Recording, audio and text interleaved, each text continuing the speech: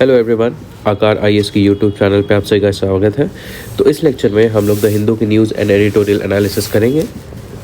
हम लोग देखेंगे कि जो एग्ज़ाम्स होते हैं जैसे यूपीएससी एंड आपके जैसे स्टेट पब्लिक सर्विस एग्ज़ाम होते हैं तो उनके प्रीलिम्स एंड उनके मेंस के पॉइंट ऑफ व्यू से क्या क्या चीज़ें पढ़ने वाली है, एडिटोरियल्स कौन कौन से इंपॉर्टेंट है पढ़ने वाले हैं और किस पर्सपेक्टिव से हमें उन्हें पढ़ना चाहिए एग्ज़ाम के सिलेबस के हिसाब से। तो मेरा नाम है मृणाल कुमार। आज है 22 जनवरी मंडे। तो चलिए देखते हैं क्या इंपॉर्टेंट टॉपिक्स आए हैं। सबसे पहला है आपका पोस्ट ऑफिस एक्ट के ऊपर जो अभी रिसेंटली पास हुआ है एंड उसके कुछ एनालिसिस के बारे में। उसके बाद better use of technology needs a free access, ये आपके एजुकेशन के ऊपर है। Growth of India Bangladesh ties, तो ये अभी रिसेंटली आपके जो वहाँ पे इलेक्शंस हुए हैं ये उसके कॉन्टेक्स्ट में है। Revival of the IMEC idea amidst choppy geopolitics, तो ये आईएमईसी है Indo Middle East and Eastern European corridor, तो उसके ऊपर है ये आर्टिकल। तो चलिए एक एक करके हम लोग एडिटोरियल एनालिसिस करना शुरू करते हैं। सबसे पहला है post office act and its unbridled powers of interception. तो अगर प्रीलिम्स की अगर बात करें तो प्रीलिम्स में देखिए इम्पॉर्टेंट जो लेजिस्लेशंस होती हैं, जो रीसेंट लेजिस्लेशंस होते हैं तो उनके बारे में इंफॉर्मेशन कि जैसे क्या उनका प्रोविज़न है, ठीक है, क्या उनके रूल्स हैं, क्या उनके रेगुलेशंस है, वो कौन सी चीज़ को रेगुलेट कर रहा है या किस चीज़ से डील कर रहा है, तो उसके बारे में कुछ बेसिक इन्फो आपको जानने की ज़रूरत है और पोस्ट ऑफिस एक्ट अभी उससे रिलेटेड है। एंड सेकेंडली अगर हम लोग मेंस की बात करें तो मेंस में ये आपके GS2 पॉलिटी के पॉइंट ऑफ व्यू से इम्पॉर्टेंट है, ठीक है। एंड यहाँ पे अलग अलग एस्पेक्ट आते हैं, जैसे राइट टू प्राइवेसी आता है, ठीक है, और रूल ऑफ लॉ आता है, लिमिटेड गवर्नमेंट वाला जो कॉन्सेप्ट आता है वो होता है। तो उसके पॉइंट ऑफ व्यू से आपको ये वाला आर्टिकल देखना है। तो चलिए देखते हैं कि इसमें क्या क्या इंपॉर्टेंट बातें करी हैं इस आर्टिकल में। तो सबसे पहले है देखिए दिसंबर 24 को क्या हुआ, प्रेसिडेंट ऑफ इंडिया ने पोस्ट ऑफिस बिल 2023 इसको दे दिया असेंट, मतलब कि अब ये बिल से एक्ट बन चुका है और इसने एक रिप्लेस किया है कॉलोनियल एरा लॉ को, जो था आपका पोस्ट ऑफिस एक्ट 1898। अभी तक हमारा पोस्ट ऑफिस वाला जितना भी इंफ्रास्ट्रक्चर है वो इस इतने पुराने कानून के हिसाब से चल रहा था, लेकिन अब वो इससे रिप्लेस हो गया है। मैंने notification to this effect is issued by the central government. तो अब मेन बात ये आती है कि यहाँ पे ऑपोजिशन ने डिबेट किया है कि इसमें काफ़ी सारी पावर्स दी गई हैं, पावर ऑफ इंटरसेप्शन, मतलब किसी भी लेटर को, किसी भी आर्टिकल को बीच में रोक के उसे रिवील करने का, खोल के उसे पढ़ने की जो पावर है, इंटरसेप्शन, किसी भी चीज़ को बीच में ही इंटरसेप्ट करने की अथॉरिटी दी गई है सेंट्रल गवर्नमेंट को by the post office authorities including conditions of such interceptions like emergency. तो इसमें इंटरसेप्शन की पावर दी गई है और जो कंडीशंस है, कंडीशंस भी बहुत अच्छी तरीके से डिफाइन नहीं है एक्ट के अंदर, जैसे सिर्फ एक एक वर्ड है उसके लिए, जैसे इमरजेंसी।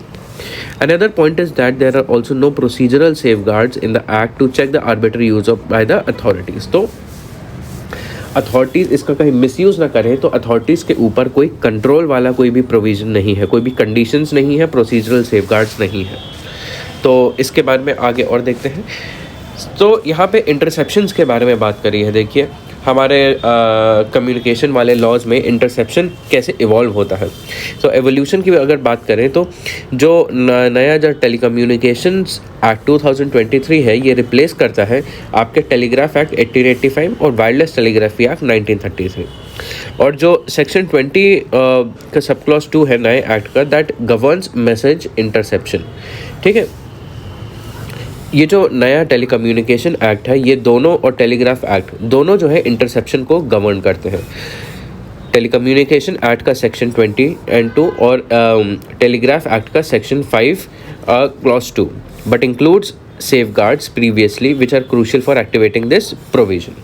तो इसमें आपका जो नया एक्ट है इसमें फिर भी कुछ ना कुछ सेफगार्ड्स फिर भी कुछ ना कुछ प्रेजेंट है, ठीक है।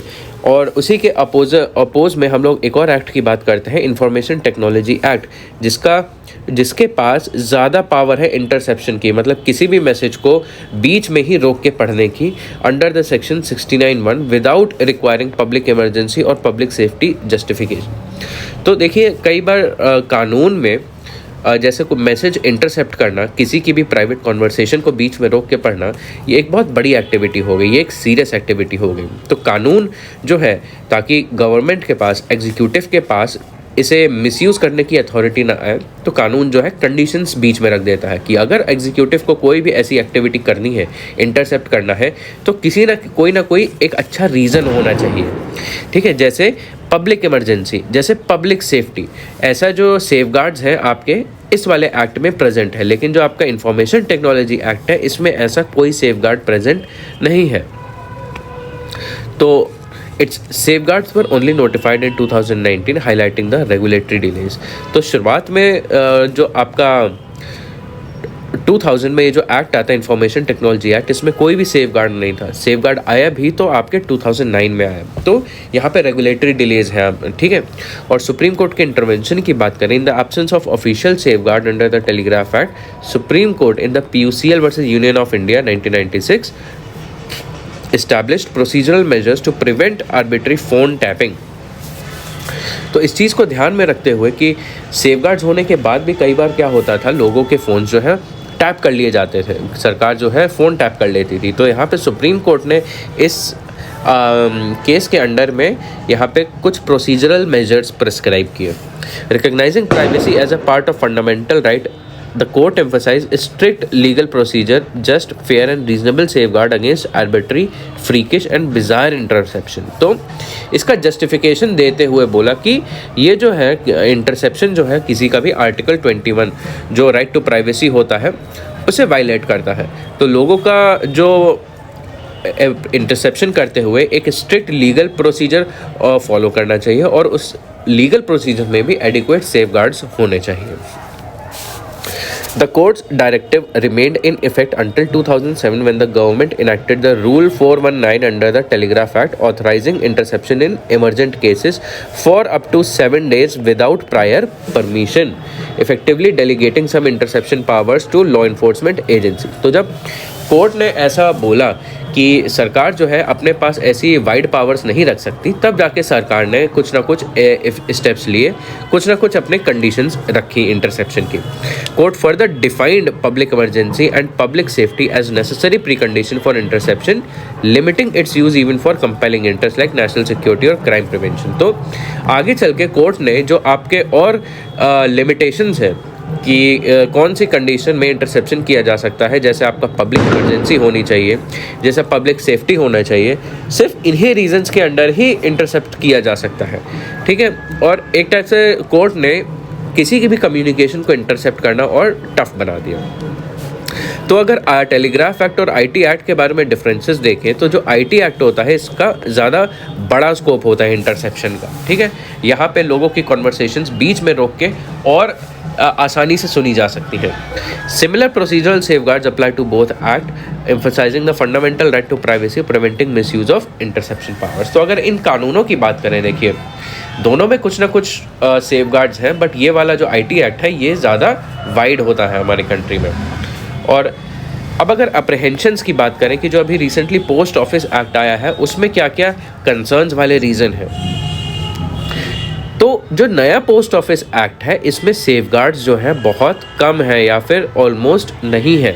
तो इसका एक पॉसिबिलिटी होता है कि एक पोटेंशियल क्रिएट हो जाता है मिसयूज़ का, कि जो एग्जीक्यूटिव अथॉरिटीज़ है ऐसा हो सकता है कि वो इसको मिसयूज़ करें, कि जो पोस्टल आइटम्स होते हैं जैसे लेटर हो गया, पोस्ट कार्ड हो गया, लोग जो है प्राइवेट एग्जीक्यूटिव अथॉरिटी पे भरोसा करके सेंड करते हैं कि ये कहीं बीच में नहीं खुलेगा, कोई इसको नहीं रीड करेगा, इसलिए उसमें जो भी प्राइवेट चीज़ें लिखनी होती हैं लोग अपने भरोसे से लिख देते हैं। लेकिन अब अथॉरिटीज़ के पास ज़्यादा पावर हो सकती है एंड उसको मिसयूज़ किया जा सकता है और इससे जो प्राइवेसी वायलेशन का जो इशू है वो सामने आ सकता है। तो क्या क्या कंसर्न्स है, क्या क्या रीजंस है कंसर्न के? Confidential nature of postal items है सबसे पहले। तो यहाँ पे सुप्रीम कोर्ट ने भी रिकॉग्नाइज़ किया है कि यहाँ पे इंटरसेप्शन के पावर्स देखिए काफ़ी ज़्यादा दे रखे हैं, लेकिन सुप्रीम कोर्ट कहता है कि लोगों के पास राइट टू प्राइवेसी है अपने कॉन्फिडेंशियल डॉक्यूमेंट के संबंध में, जो कि बैंक को देते हैं और जैसे हम बैंक को डॉक्यूमेंट देते हैं तो बैंक उसको संभाल के रखता है, उन डॉक्यूमेंट्स को खुद खोल के नहीं देखता है। तो कहीं ना कहीं हम लोग बैंक्स को लेके काफ़ी कॉन्फिडेंट रहते हैं, ठीक है, ट्रस्ट करते हैं। यही जो सिस्टम है प्राइवेसी का, कि जो बैंक्स जो है प्राइवेसी रिस्पेक्ट करती हैं इंडिविजुअल्स की, यही आपके पोस्टल कम्युनिकेशन पे भी अप्लाई होना चाहिए, ठीक है। एक तो ये रीज़न है।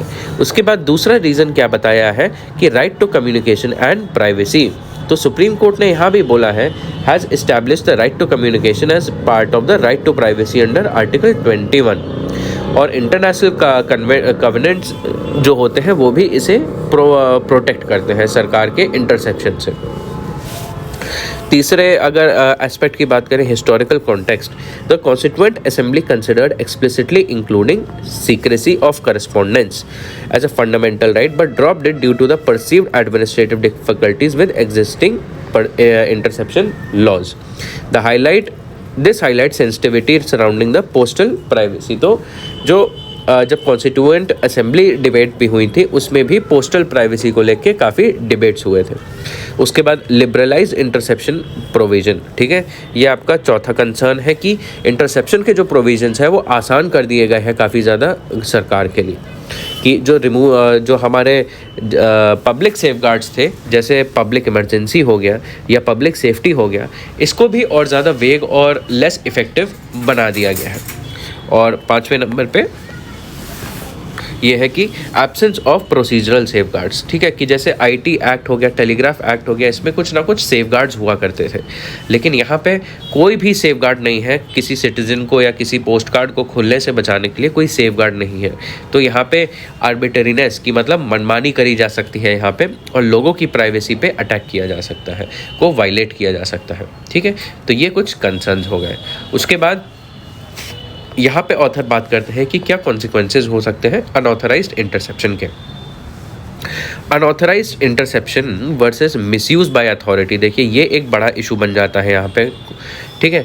Both acts penalise unauthorised interception by individuals like telegraph officers, however no clear provision hold competent authority accountable for exceeding misusing the interception powers.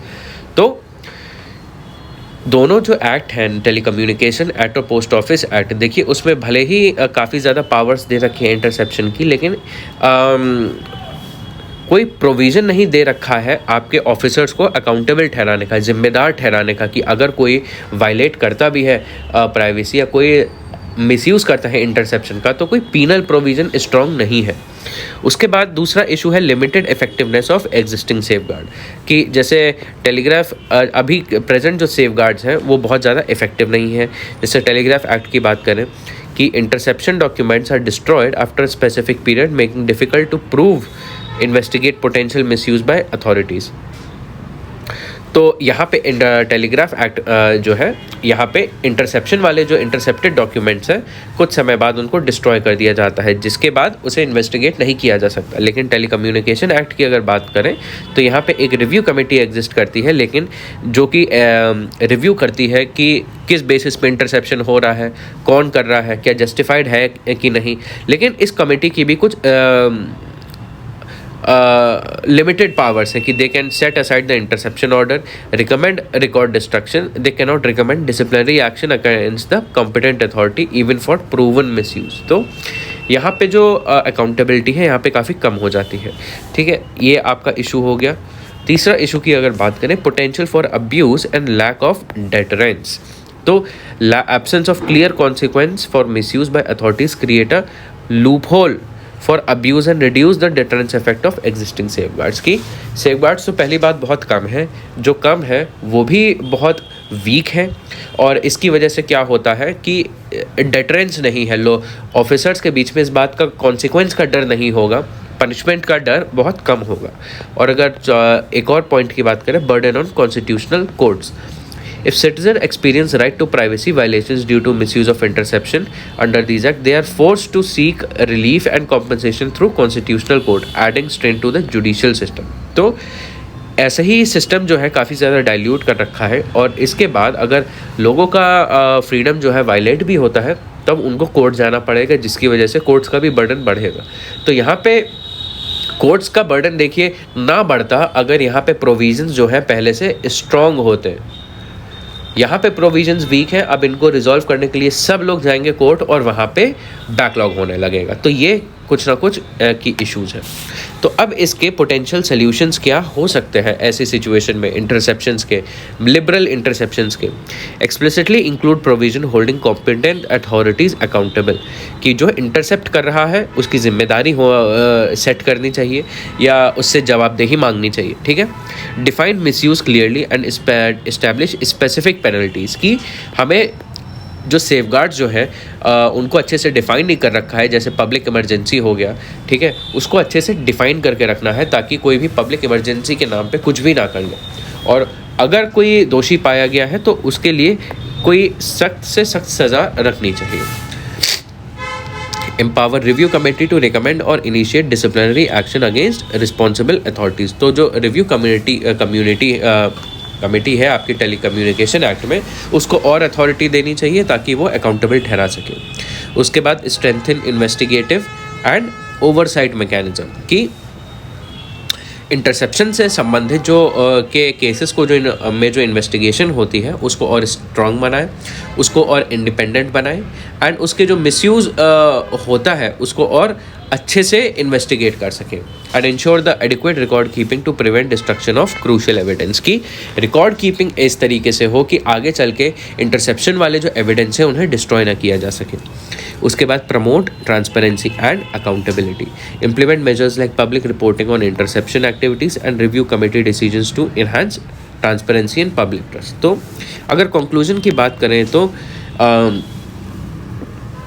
the lack of adequate accountability mechanism for misuse of interception power by competent authorities under the Telegraph Act poses a threat to the individual privacy and undermines overall effectiveness of safeguard, की जो इन acts में accountability mechanisms अच्छे से नहीं दिए हैं और काफ़ी लिबरल पावर ऑफ इंटरसेप्शन है, तो इन लॉज को ये काफ़ी वीक बना देता है एंड लोगों का fundamental right to privacy violate करता है, और जो सेफगार्ड्स हैं भी जो इसमें उनको भी और वीकन कर देता है।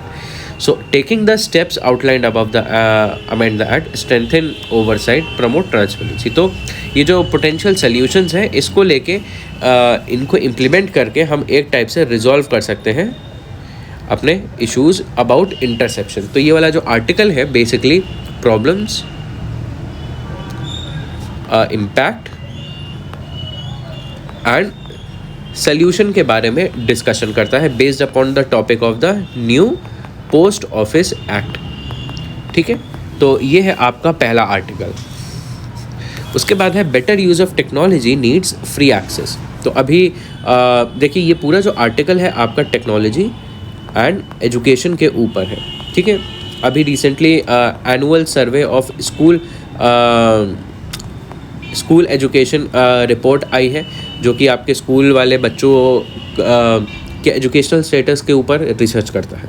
तो सबसे पहले अगर प्रीलिम्स के बारे में बात करें तो इसका क्या स्टेटस है, ठीक है, ये आपको पता होनी चाहिए, और इस रिपोर्ट की क्या फाइंडिंग्स है आपको ये पता होना चाहिए। एंड अगर मेंस की बात करें तो मेंस में आप का जो प्राइमरी एजुकेशन है, प्राइमरी एजुकेशन में क्या क्या इश्यूज आते हैं और उनके क्या क्या सल्यूशन हो सकते हैं, ठीक है, वो उसके बारे में आप बात कर सकते हैं। यहाँ पे ई गवर्नेंस एंड एजुकेशन, इसके ऊपर आप जब पढ़ें तब इसको आप रेफ़र कर सकते हैं, ठीक है। तो इस पॉइंट ऑफ व्यू से आपको ये पूरा आर्टिकल पढ़ना है। तो देखते हैं इस आर्टिकल में क्या कहते हैं, क्या कह रहा होता है। The annual status of educational report Acer 2003 that was released recently confirmed the story of widening access of smartphone access across the country continues। तो आपकी एक ऑर्गेनाइजेशन है जो आपकी ये रिपोर्ट पब्लिश करती है अबाउट एजुकेशन। तो इसकी अभी रिपोर्ट के अनुसार हमारी कंट्री में स्मार्टफोन और भी ज़्यादा एक्सपैंड हो रहे हैं। 92% of the 14 to 18 year old who were surveyed report knowing how to use a smartphone। तो हमारे कंट्री में एक बहुत बड़ी समस्या आती है किसकी, डिजिटल लिटरेसी,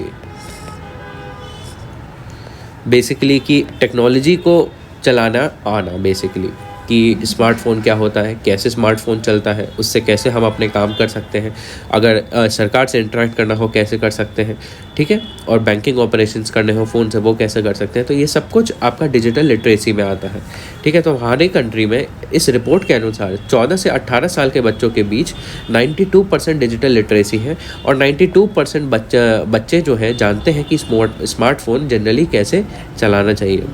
तो इसका एजुकेशन और लर्निंग के रेफरेंस में हम इससे क्या पता या अनुमान लगा सकते हैं, चलिए इसके बारे में हम लोग आगे देखते हैं। तो यहाँ पे आप देखिए, यहाँ पे कुछ डेटा की बात करी है, ठीक है। डेटा के बेसिस पे यहाँ पे समझाने की कोशिश करी है। 90% of the boys and girls reported knowing how to use a smartphone, half of them 44% owned their own smartphone, among the girls only 20% owned one. तो देखिए यहाँ पे एक डेटा आता है ओनरशिप ऑफ डिवाइस का, कि ये कहना तो ये चाह रहा है कि लगभग जितने लोगों को सर्वे किया गया उसमें से 90% लड़के और 90% लड़कियों को स्मार्टफोन चलाना सब आता है, ठीक है। बहुत भारी मात्रा में लोगों को चलाना आता है, लेकिन जब इस बारे में बात करते हैं कि उनमें से कितने बच्चों के पास स्मार्टफोन असल में है, उनका खुद का उनके हाथ में, तो वो नंबर एकदम से हाफ तक रिड्यूस हो जाता है। इन बच्चों 90% बॉयज़ में से सिर्फ 44% लड़कों के पास स्मार्टफोन होता है और मात्र 20% लड़कियों के हाथ में स्मार्टफोन होता है। तो यहाँ पे कहीं ना कहीं दिख रहा है, यहाँ पे जो ओनरशिप है यहाँ पे एक जेंडर बायस है, ठीक है। Ownership of devices gender based और अदरवाइज कैन लिमिट। तो ये जो gender based ownership of devices है स्मार्टफोन का, ये कहीं ना कहीं इम्पैक्ट कर सकता है कि बच्चों की क्या एबिलिटी हो आगे चल के। कि यहाँ पे एक एग्जांपल की बात करी है, ability to browse is equal among either the girls and boys whether they own their devices or simply have access to one at home। कि ये जो बात आती है कि स्मार्टफोन चलाना आता है कि नहीं, ठीक है।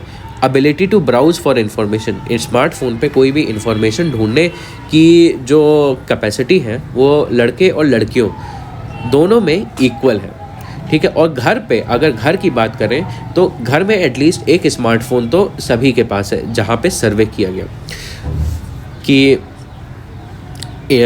फ़ोन चलाना, जैसे यूट्यूब का कोई वीडियो देखना, फेसबुक चलाना या कोई भी ब्राउजिंग करना, ये बिना स्मार्टफोन होते हुए भी लोगों को पता होता है, ठीक है। लेकिन जब बात आती है कोई किसी वीडियो को ढूंढने की और उसको आपस में शेयर करने की, देखिए तब वहाँ पे फैक्टर आता है कि शेयर वही लोग कर सकते हैं जिनके पास एक्चुअल में स्मार्टफोन होता है।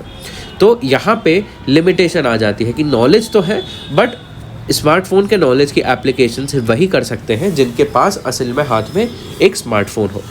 अदर देखिए अब यहाँ पे एक्सेस का एक और एग्जांपल लिया है कि एक्सेस जो है ओनरशिप कैसे डिफरेंस क्रिएट करती है। 90% of those surveyed reported having used social media in the week prior to the survey, but proportion of those who were familiar with safety features कि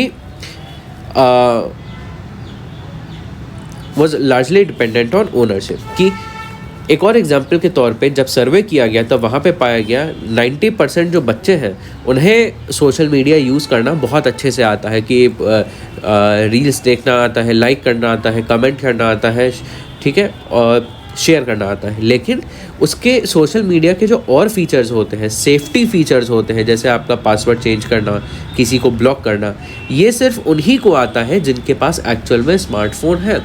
तो देखिए जो एक्सेसिबिलिटी की बात आती है, इंफॉर्मेशन की बात आती है, एबिलिटी टू डिजिटल लिटरेसी की बात आती है, यहाँ पे गैप क्रिएट हो जाता है between those who have phones and those do not have phones, ठीक है। While access to a common smartphone can be described as a basic or superficial, owning a smart device is necessary for a deeper access to information।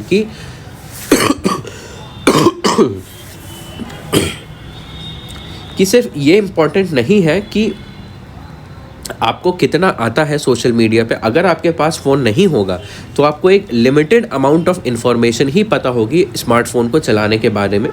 लेकिन अगर आपको deeper access चाहिए information का, तब क्या smartphone होना, उसकी ओनरशिप होना बहुत ज़्यादा ज़रूरी बन जाता है। तो ये सारी चीज़ें इस सर्वे में पता चली।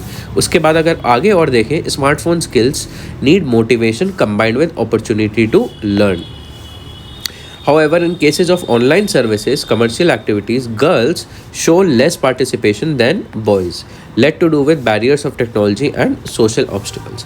तो यहाँ पे और ये जो रिपोर्ट आई है इसके डेटा में देखा गया है कि जो स्मार्टफोन स्किल्स हैं, देखिए यहाँ पे लड़के जो है ज़्यादा पार्टिसिपेट करते हैं सीखने में लड़कियों से ज़्यादा, और यहाँ पे टेक्नोलॉजी के एक्सेस से ज़्यादा सोशल ऑब्स्टिकल्स वाला एस्पेक्ट ज़्यादा बड़ा होता है। मतलब लड़कों के पास ओनरशिप ज़्यादा है लड़कियों से, ठीक है। Where there were no social barriers such as using technology for school related work, ownership of the device and gender make up only a small difference. तो ये जो एस्पेक्ट आता है हमारा ऑनलाइन एजुकेशन में सोशल ऑब्स्टिकल्स का, कि digital accessibility में भी जेंडर बायसनेस, कि लड़कियों के पास स्मार्टफोन्स की ओनरशिप लड़कों के मुकाबले कम है। तो अगर उनका एक्सेस बढ़ा दिया जाए लड़कियों का, तब जो बाकी डिफरेंसेस होते हैं कि जैसे इश्यूज होते हैं वो कम हो जाते हैं। फिर यहाँ पे बताया है nearly 70% of youth boys and girls both reported to have used smartphone for studies at least once in the reference week. तो यहाँ पे अब एक और बात बोली है कि स्मार्टफोन जिसके भी पास है, लगभग हर किसी ने आपके जहाँ पे सर्वे हुआ है 14 से 18 साल के बच्चों में जिसको सर्वे किया, हर किसी ने कम से कम एक बार स्मार्टफोन अपनी पढ़ाई के लिए तो ज़रूर करा है। Once any technology is in the hands of the motivated users without constraint, they learn how to use it. Motivation to use and learn new technology came through the COVID-19 pandemic. Without being taught, huge population adopted the new technology and its application were useful and user friendly. तो देखिए फिर यहाँ पे बताते हैं कि जो technology है आजकल के समय में लोगों के पास टेक्नोलॉजी के माध्यम से इतनी ज़्यादा मोटिवेशन है कि आज के समय में लोग बिना सीखे ही टेक्नोलॉजी को यूज़ करना जान जाते हैं। और इसका मोटिवेशन सबसे ज़्यादा कोविड-19 के टाइम पे हुआ, जब लोगों के पास स्मार्टफोन नहीं थे, लेकिन जब उन्होंने लिया स्मार्टफोन को अलग से, उन्होंने कहीं अलग से कहीं सीखा नहीं कि स्मार्टफोन कैसे चलाना है, लेकिन फिर भी लोग स्मार्टफोन चलाना समझ गए हैं। अब यहाँ पे एक एक्सपेरिमेंट की देखिए बात होती है, 2017 की बात है। प्रथम एक एनजीओ है आपका एजुकेशन के ही संबंध में, तो इन्होंने डिजिटल एजुकेशन को कैसे इंटीग्रेट कर सकते हैं उसके ऊपर एक एक्सपेरिमेंट किया कि 11 से 14 साल के बच्चों को महाराष्ट्र में एक ग्रुप में टैबलेट्स दिए, ठीक है। एंड 400 गाँवों में लगभग 3000 टैबलेट्स जो है वो डिस्ट्रीब्यूट करें महाराष्ट्र, उत्तर प्रदेश और राजस्थान में। और हर टैबलेट में एक पासवर्ड था जिससे इंश्योर किया जा सके कि कोई एक्सटर्नल चीज़ उस टैबलेट पे ना लोड की जा सके। फिर वहाँ पे एक बहुत यूनिक चीज़ देखी गई कि लगभग 2 हफ्तों में, ठीक है, सिर्फ टैबलेट दे दिया गया था बच्चों को एक पासवर्ड के साथ। फिर एनजीओ ने पाया 2 हफ्ते के अंदर अंदर लगभग सारे के सारे जो टैबलेट्स हैं उनके पासवर्ड जो है in half of the tablets has been changed. लगभग आधे टैबलेट्स, लगभग 1500 टैबलेट्स में पासवर्ड जो है लोगों ने अपने आप चेंज कर लिए थे, ठीक है। In those days, it was unlikely that the children had prior exposure to devices such as tablets and smartphone in the villages. तो 2017 की अगर बात करें तो लगभग 5-6 साल हो जाते हैं पहले, एंड उस समय के लगभग में हम ये नहीं कह सकते हैं कि गाँवों में काफ़ी ज़्यादा टैबलेट्स की उपलब्धि अवेलेबिलिटी बहुत ज़्यादा हो या लोगों को एक्सपोजर हो स्मार्टफोन चलाने का। उस समय लोगों को बहुत ज़्यादा एक्सपोजर नहीं था जितना आज है, लेकिन फिर भी लोगों के हाथ में आते ही, बच्चों के हाथ में आते ही वो लोग तुरंत सीख गए सब कुछ अपने आप, और उसके बाद वो खुद ही सब चलाने लग गए। But obviously some people knew how and know how spread like wildfire or motivated by opportunity to play mischief. तो बच्चों को जब टैबलेट दिया गया तब उनके पास एक मोटिवेशन आया, ठीक है, उन्हें कुछ ना कुछ अपॉर्चुनिटी मिली एक्सप्लोर करने की, तो उन्होंने उस इलेक्ट्रॉनिक मीडियम को एक्सप्लोर करना शुरू किया और वो लोग वैसे ही समझ गए। And needless to say, we removed password in all tablets and groups of children were made responsible for protection of content. Worked very well, although mistakes were made. Above experiment showed that the ownership of tablet was with the children by rotation and they were free to play with the device. तो यहाँ पे ownership का बहुत important role play होता है कि देखिए जिसके पास ओनरशिप होगी किसी भी चीज़ की वो उसको चलाना अपने आप सीख ही जाएगा, ठीक है। तो अगर ओनरशिप होगी स्मार्टफोन चलाना सीख जाएगा आराम से। तो अगर स्मार्टफोन के माध्यम से एजुकेशन हम प्रोवाइड कर रहे हैं वो भी आराम से हम प्रोवाइड कर सकते हैं। वैसे ही एक सिमिलर एक्सपेरिमेंट किया गया था कि children learn on their own from each other. Pratham staff help but did not teach. It is not clear if this impacted progress of the school subject but boys and girls became much comfortable with using technology, ठीक है। There were different phases of this experiment, included one where children started filming, editing and sharing and uploading their videos on the given themes on the topic.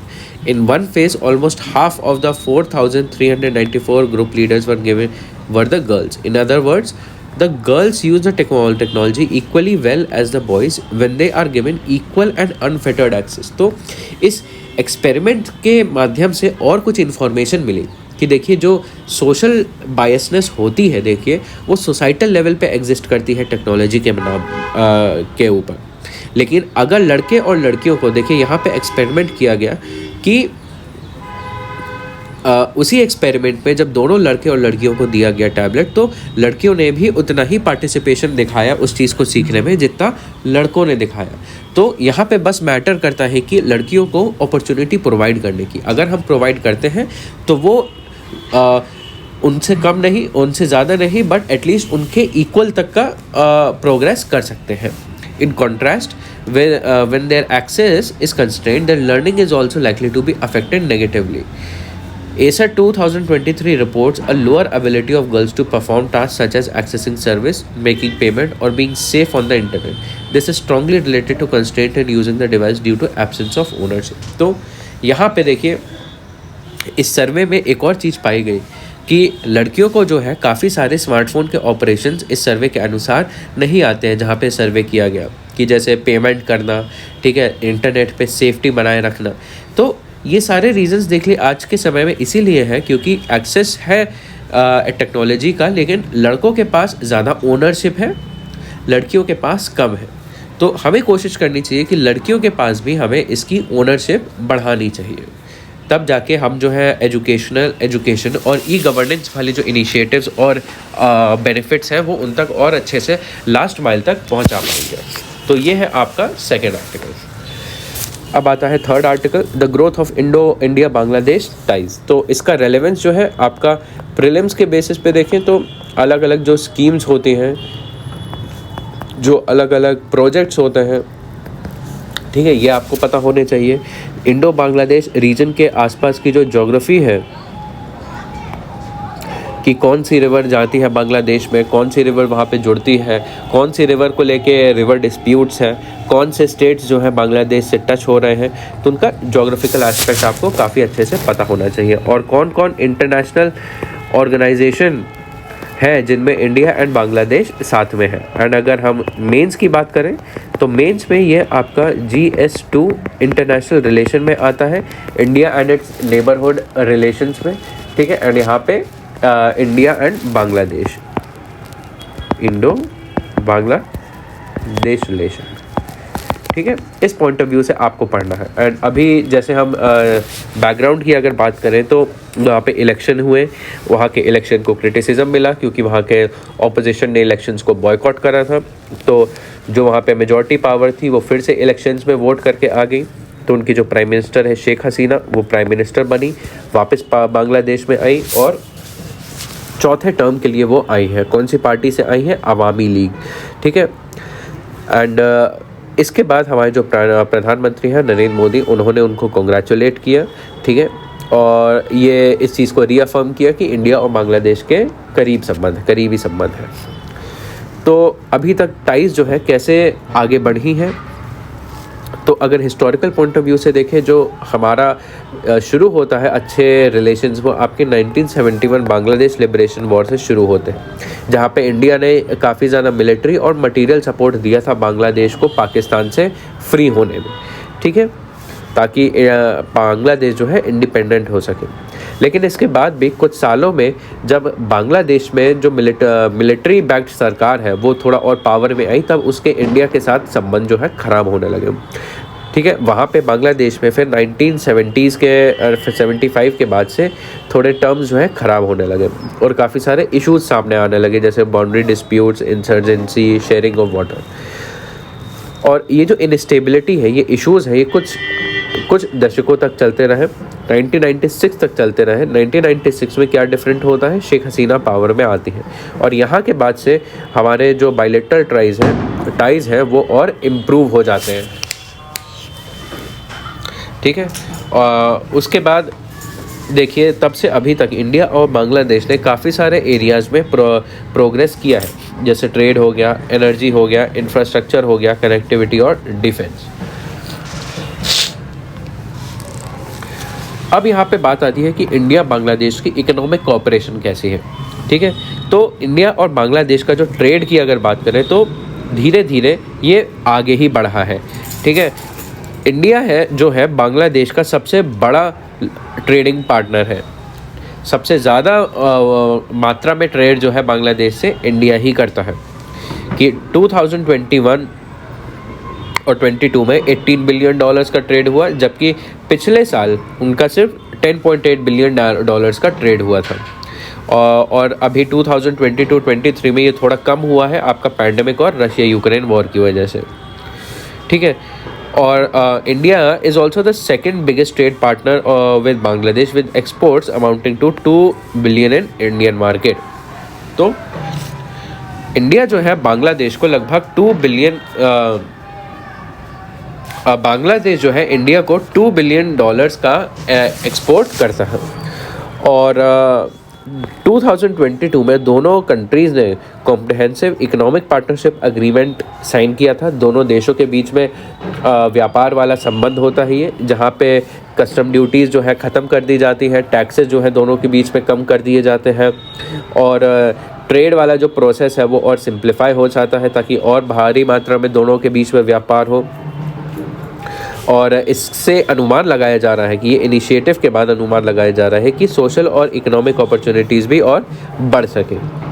तो देखिए ये वाला जो हमारा initiative है CEPA का, ये इम्पॉर्टेंट क्यों है कि 2026 में बांग्लादेश जो है अपना लीस्ट डेवलप्ड कंट्री वाला जो स्टेटस है वो छोड़ देगा एंड इंडिया के अंदर जो उसका ड्यूटी फ्री और कोटा फ्री एक्सेस है मार्केट में वो ख़त्म हो जाएगा कि इंडिया जो है लीस्ट डेवलप्ड कंट्रीज़ को अपने साथ ट्रेड करने के लिए काफ़ी सारी प्रिविलेजेस देता है, काफ़ी प्रेफरेंशियल ट्रीटमेंट देता है। लेकिन अगर ये ख़त्म हो जाएगा तब इंडिया को भी अपना ये प्रेफरेंशियल ट्रीटमेंट बांग्लादेश के साथ ख़त्म करना पड़ेगा। तो इसी के चलते बांग्लादेश चाह रहा है कि उसे अच्छे टर्म्स में ट्रीट किया जाए आगे भी, LDC वाला स्टेटस ख़त्म होने के बाद भी। तो उसके लिए बांग्लादेश कोशिश करेगा इंडिया के साथ एक फ्री ट्रेड एग्रीमेंट साइन करने का ताकि ट्रेड इससे आसान बना रहे। लेकिन बांग्लादेश कोशिश कर रहा है कि जो चाइना का जो regional comprehensive economic frame partnership है इसमें भी ज्वाइन कर सके। तो बांग्लादेश जो है यहाँ पे दोनों तरफ से फ़ायदा देखने की कोशिश कर रहा है और ये इंडिया के लिए एक चिंता वाली बात हो सकती है क्योंकि दूसरी जगह पे यहाँ पे खुद चाइना है। ठीक है, उसके बाद इंफ्रास्ट्रक्चर कोऑपरेशन की बात करें, इंडिया जो है बांग्लादेश का एक बहुत बड़ा डेवलपमेंटल पार्टनर है। इंडिया जो है काफ़ी सारे इंफ्रास्ट्रक्चर और कनेक्टिविटी इंफ्रास्ट्रक्चर को सपोर्ट करता है। ठीक है, 2010 से लेके अभी तक की बात करें तो इंडिया ने बांग्लादेश को $7 बिलियन दिए हैं। ठीक है, इन्होंने अखौड़ा अगरतला रेल लिंक जो कि आपका बांग्लादेश और त्रिपुरा को कनेक्ट करता है, इसको लॉन्च किया है। एंड इसके बाद Chattogram and Mongla port in Bangladesh, इसका एक्सेस मिल गया है एंड इसकी मदद से असम और त्रिपुरा में ट्रेड और आसान हो सकता है। अब अगर ट्रेड की बात हो गई, यहाँ एनर्जी सेक्टर की बात करें तो बांग्लादेश जो है 2000 मेगावाट बिजली जो है इंडिया से खरीदता है। उसके बाद हो गया आपका BIMSTEC master plan for transport connectivity वाला प्लान हो गया, जो कि आपका काफ़ी अलग अलग ट्रांसपोर्ट प्रोजेक्ट है इंडिया, बांग्लादेश, म्यांमार और थाईलैंड। ठीक है, इनमें एक कनेक्टिविटी प्रोजेक्ट है जो कि आपस में सबको इंटीग्रेट करता है, आपस में सबके बीच में एक शिपिंग नेटवर्क बनाता है। और इंडिया का अटेंशन देखिए will primarily be directed towards Matarbari port located about 100 kilometre from Tripura. ठीक है, अभी ये रिसेंट पोर्ट अब शुरू होने वाला है जिसमें इंडिया जो है त्रिपुरा से 100 किलोमीटर दूर है, जिसमें इंडिया काफ़ी इंटरेस्ट दिखा रहा है पोर्ट बनाने के लिए। ठीक है, तो अगर ये पोर्ट बनता है तो हमारे नॉर्थ ईस्ट रीजन के लिए काफ़ी अच्छा रहेगा। अब देखते हैं कि यहाँ पे टेंशन वाले कौन कौन से पॉइंट्स हैं, क्या क्या इश्यूज वाले पॉइंट्स हैं। The looming Teesta dispute will take centre stage in the agenda of Hasina land. तो तीस्ता रिवर का एक बहुत बड़ा इशू है, क्योंकि तीस्ता जो है आपके सिक्किम से शुरू होती है, आपके वेस्ट बंगाल से होते हुए बांग्लादेश में जाती है। तो ये एक टाइप से इंटरनेशनल रिवर है, थोड़ी सी इंडिया में है, थोड़ी सी बांग्लादेश में है। तो कितना हिस्सा इसके पानी का इंडिया यूज़ करेगा और कितना हिस्सा बांग्लादेश यूज़ करेगा, इस पे अक्सर तीस्ता नदी के डिस्प्यूट वाटर शेयरिंग पे डिस्प्यूट होता है, जिसमें बांग्लादेश कहता है कि उसे और पानी चाहिए। दूसरा आता है आपका इशू रोहिंग्या इशू। रोहिंग्या आपका म्यांमार के जो रेफ्यूजीज़ हैं वहाँ से आते हैं। ठीक है, तो हसीना गवर्नमेंट जो है, बांग्लादेश की गवर्नमेंट, ये चाहते हैं कि आराम से शांतिपूर्ण तरीके से रोहिंग्यास को वापस म्यांमार भेज दिया जाए। लेकिन बांग्लादेश की जो कन्वर्सेशन है, टॉक्स है आपके म्यांमार के मिलिट्री जुंता के साथ, वो सक्सेसफुल नहीं है। और बांग्लादेश जो है इस पूरे प्रोसेस में, पीसफुल प्रोसेस में इंडिया की हेल्प चाह रहा है ताकि बांग्लादेश को और म्यांमार को परसुएड किया जा सके। लेकिन मोदी गवर्नमेंट जो है, इन्होंने म्यांमार के जो मिलिट्री जुंता है, म्यांमार गवर्नमेंट के साथ कुछ ना कुछ अच्छे ठीक ठाक संबंध बना रखे हैं। And asserts that it will deport Rohingyas from its mainland। और ये बोला है कि पीसफुल तरीके से नहीं, सीधे के सीधे सारे रोहिंग्यास को वापस भेज दिया जाए। तो यहाँ पे डिफरेंस ऑफ ओपिनियंस है। ठीक है, उसके बाद है आपका टेररिज्म एक इशू है, क्रॉस बॉर्डर टेररिज्म। इन्फिल्ट्रेशन एक इशू है जो कि आपके इंटरनल सिक्योरिटी का थ्रेट है। और उसके बाद राइज ऑफ मेजॉरिटेरियन फोर्सेस। ठीक है, कि जैसे ये रिलीजन के टर्म्स में कहा जा रहा है कि मेजॉरिटेरियन फोर्सेस जैसे हिंदू फोर्सेस हो गए यहाँ पे, वहाँ पे इस्लामिक फोर्सेस हो गए, इस्लामिक रिलीजन के लोग हो गए। तो यहाँ पे इनका राइज एक बहुत बड़ा फैक्टर है जो कि इशू क्रिएट कर रहा है, क्योंकि इंडिया में बांग्लादेश देखता है कि मुस्लिम्स के अगेंस्ट वायलेंस बढ़ रहा है। एंड जो शेख हसीना है वो भी इंडिया को इस चीज़ के ऊपर कंडेम करते हैं। ठीक है, तो ये है। अब यहाँ पे ग्लोबल टाइज की अगर बात करें तो the US has been vocal in its criticism of Awami League government exerting pressure on over democratic backsliding। तो अगर ग्लोबल टाइज की बात करें तो यूनाइटेड स्टेट्स जो है इसको काफ़ी ज़्यादा क्रिटिसाइज़ कर रहा है, बांग्लादेश को काफ़ी क्रिटिसाइज़ कर रहा है, और वहाँ पे जो अभी इलेक्शंस हुए हैं उन्हें बहुत ज़्यादा क्रिटिसाइज़ कर रहा है, क्योंकि यूनाइटेड स्टेट्स को लगता है वहाँ के इलेक्शंस डेमोक्रेटिक तरीके से नहीं हुए थे। 2021 में Biden administration slapped sanctions on Bangladesh anti crime and anti terrorism task force, citing human rights violation, escalated tensions by announcing policy to restrict visa for Bangladeshis responsible for undermining the election process in country। कि इससे पहले भी 2021 में भी United states ने बांग्लादेश के ऊपर काफ़ी सैंक्शंस लगाए थे, एंड वहाँ के जो बांग्लादेशी नेशनल्स हैं उनके वीज़ा पे भी रिस्ट्रिक्शन लगाया था। Adding to India's concern is a deepening relationship between Bangladesh and China। तो यहाँ पे बांग्लादेश और US के संबंध जो है अच्छे नहीं हो रहे हैं। ठीक है, जबकि इंडिया बांग्लादेश के संबंध अच्छे हैं और इंडिया जो है यूनाइटेड स्टेट्स के साथ भी अच्छे संबंध रखना चाह रहे हैं। तो यहाँ पे एक चैलेंजिंग एस्पेक्ट आ जाता है। दूसरा चैलेंजिंग एस्पेक्ट जियोपॉलिटिक्स में ये आ जाता है कि बांग्लादेश जो है चाइना के साथ अब अच्छे संबंध बनाने की कोशिश कर रहा है। चाइना जो है वहाँ पे इंफ्रास्ट्रक्चर प्रोजेक्ट्स बनाने की कोशिश कर रहा है कि वहाँ पे अभी तक 12 हाईवे, 21 ब्रिजेस, 27 पावर प्लांट्स बना चुका है चाइना बांग्लादेश में। ठीक है, लेकिन इसके बाद भी वहाँ के गवर्नमेंट ने इस चीज़ को बोला है कि वहाँ की गवर्नमेंट चाइना को लेके काफ़ी ज़्यादा कॉशियस है, काफ़ी ज़्यादा सतर्क है। तो ये है आपका सारा रिव्यू हो गया एक टाइप से, ये review about Indo Bangladesh relations. Her aspect में इकोनॉमी में, ट्रेड में, एनर्जी में, इंफ्रास्ट्रक्चर में, पॉलिटिक्स में, आपके नेचुरल रिसोर्सेज में। ठीक है, तो ये हो गया आपका तीसरा आर्टिकल।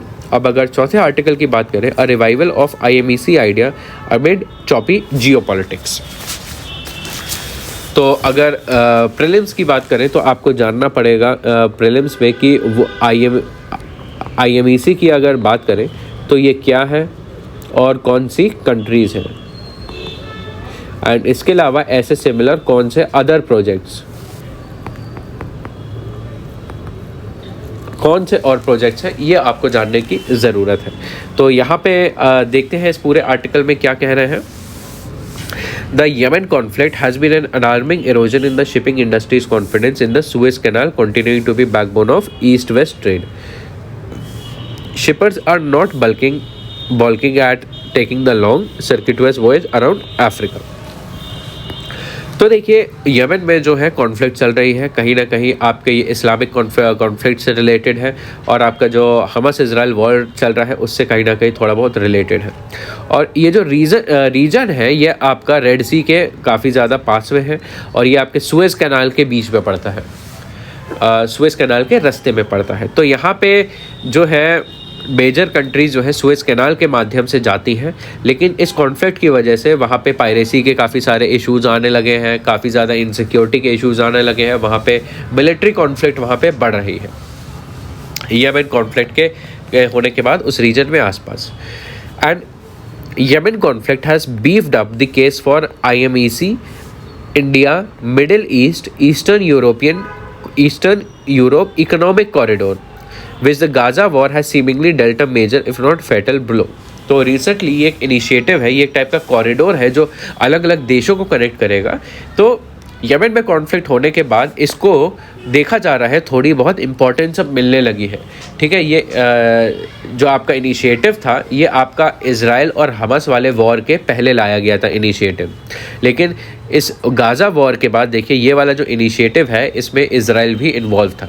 उसके बाद इस इनिशिएटिव को इजराइल ने बहुत ज़्यादा सपोर्ट नहीं किया, लेकिन अब क्योंकि सुएज कैनाल जो है वहाँ से अब शिपिंग आसान नहीं हो रही है, तब इसको एक ऑल्टरनेटिव की तरह देखा जा रहा है। Even if the Yemen conflict, an offshoot of the Gaza war, abates soon, it has made the case for viable alternative to Suez Canal stronger। तो कंट्रीज देख रही है अब सुएज कैनाल के अलावा हम कौन सा दूसरा रूट ले सकते हैं ट्रेड के लिए। Critics of IMEC say that the Arab Street would simply not allow any major trade link between Saudi Arabia and Israel many years after the Gaza war end। ऐसा कहा जा रहा है कि जो IMEC वाला जो कॉरिडोर है ये आपका सऊदी अरेबिया इजराइल से जाता है, और दोनों कंट्रीज़ जो है आपस में ट्रेड लिंक्स किसी भी तरीके से बनाना नहीं पसंद करेंगी गाज़ा वॉर के बाद, क्योंकि हर कोई देख ही रहा है कि वहाँ पे क्या चल रहा है। A United States government press release on IMEC MOU promised that stakeholders would meet within 60 days, but Gaza war has ensured no such meeting could possibly happen।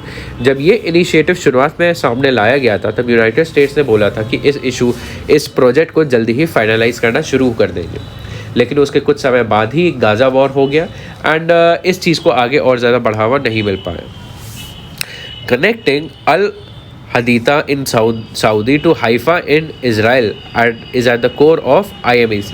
ये दो फैक्ट्स हैं, ध्यान में रखने हैं आपको इस एग्ज़ाम में, कि सऊदी अरेबिया में कौन सी जगह कनेक्ट होती है, अल हदीता, और इजराइल में हाइफा, ये दोनों जगह यहाँ पे लोकेटेड है। तो IMEC जो है इन दोनों जगहों को कनेक्ट करता है, but it was always going to be challenging. Rail project such as Etihad rail and GCC terminate at Al Haditha are already underway in the UAE and Saudi Arabia independently, which would dovetail IMEC the target ports such as Fujairah and Jebel Ali। तो ये वाला जो project है इन दोनों countries में इस war की वजह से हो सकता है चैलेंजिंग हो। एंड उसके बाद बात करी है कि आगे चल के इस वॉर के बाद इस प्रोजेक्ट के संबंध में वॉर के बाद वेस्ट एशिया का सिनेरियो काफ़ी ज़्यादा बदलने लगा है। जो IMEC वाला प्रोजेक्ट है इसमें सबसे बड़ी दिक्कत जो है खुद जियोपॉलिटिक्स है, क्योंकि इस प्रोजेक्ट में अलग अलग कंट्रीज़ इन्वॉल्व है। ठीक है, एंड इम्पॉर्टेंट है कि उन सारी कंट्रीज़ के बीच में एक सहमति हो, एक अच्छे संबंध हो, लेकिन वॉर के चलते ऐसा नहीं हो पा रहा है। Turkey which has been explicitly left out of the IMEC is already expressive about its irritation and proposed an alternative to Saudi Arabia and Israel through Iraq and itself to access the Mediterranean. कि जैसे इस वाले पूरे project में काफ़ी सारी countries involve है, but Turkey जो है इन्वॉल्व नहीं है। तो टर्की भी इस बात से ज़्यादा खुश नहीं है, एंड टर्की ने खुद अपना एक नया कॉरिडोर सजेस्ट किया है जो उसका सऊदी अरेबिया इजराइल से होकर नहीं गुजरता है, जबकि इराक से होकर गुजरता है। तो ये एक है। The political resurrection of Donald Trump has two implications. He would sync with a business focus Trump if they ever to become president. What is in doubt is his patience and interest in a major global project, bolstering China's doubt about US commitment। कि यहाँ पे waste Asia में फिर United states का भी कुछ ना कुछ इन्वॉल्वमेंट हो सकता है कि अगर डोनाल्ड ट्रंप आए, कि स्वेज कैनाल जो है वो इम्पैक्ट हो जाएगा, तो डोनाल्ड ट्रंप चाहेंगे कि IMEC का कॉरिडोर आगे बढ़े, क्योंकि इनका जो अप्रोच है काफ़ी बिजनेस फोकस्ड है, ठीक है। और यहाँ पे उसके लिए कहीं ना कहीं चाइना भी एक बहुत बड़ा फैक्टर रहेगा। उसके बाद हाइड्रोजन और कंटेनराइजेशन की बात करी है, यहाँ पे एक यूनिक एस्पेक्ट की बात करी है एग्जाम पॉइंट ऑफ व्यू से। देखिए, besides trade, electricity and digital cables, इस वाले जो पूरा IMEC वाला जो प्रोजेक्ट है, यहाँ पे ट्रेड के बारे में बात करी है, यहाँ पे इलेक्ट्रिसिटी प्रोजेक्ट के बारे में बात करी है, डिजिटल केबल्स की बात करी है। यहाँ पे एक और इम्पॉर्टेंट चीज़ है कि इस प्रोजेक्ट में हाइड्रोजन पाइपलाइंस भी बिछाई जाएंगी, ठीक है। एंड क्योंकि हम अब फॉसिल फ्यूल बेस्ड फ्यूल से आगे बढ़ के हम लोग डिकार्बोनाइजेशन कर रहे हैं और हाइड्रोजन की तरफ जा रहे हैं, ठीक है, तो इसलिए ये आगे चल के काफ़ी ज़्यादा इम्पोर्टेंट बन सकता है। और ये हाइड्रोजन पाइपलाइन देखिए इसलिए भी इम्पॉर्टेंट है कि इमीडिएटली ग्रीन हाइड्रोजन पे शिफ्ट करना इतना आसान नहीं है।